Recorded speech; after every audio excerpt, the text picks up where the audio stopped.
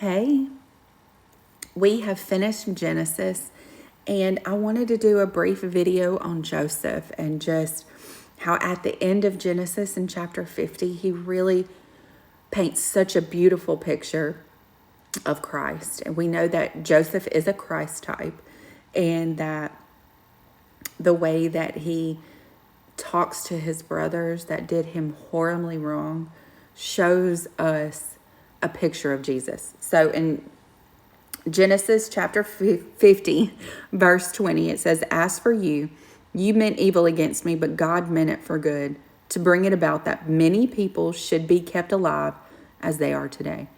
And so a lot of times we read this verse or we remember this verse and we think, what you meant to harm me, God meant for my good. And that is not what it says.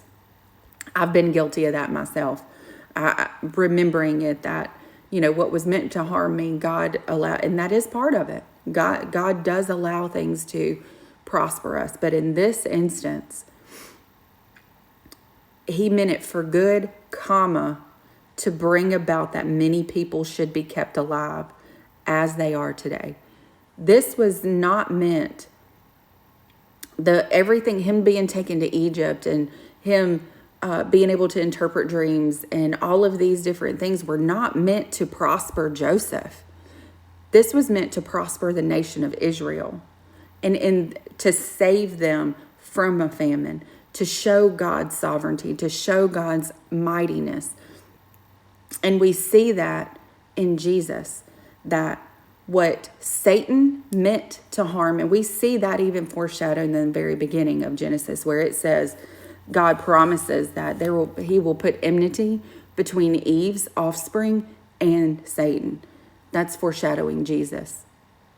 And the very fact that this is foreshadowing from the very beginning, it's foreshadowing, and at the end, it is showing that what Satan meant to harm, God means for his glory. He is using it to prosper his people. He is using it to bring people to him.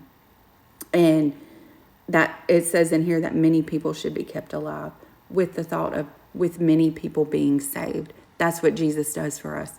And it's such a foreshadowing of what Jesus does, and the very fact that in the very beginning, that was God's plan. God's plan was for Jesus. It was not plan B.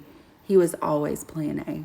And so let me know what you find in some of the stories of Joseph, how you relate Jesus to him.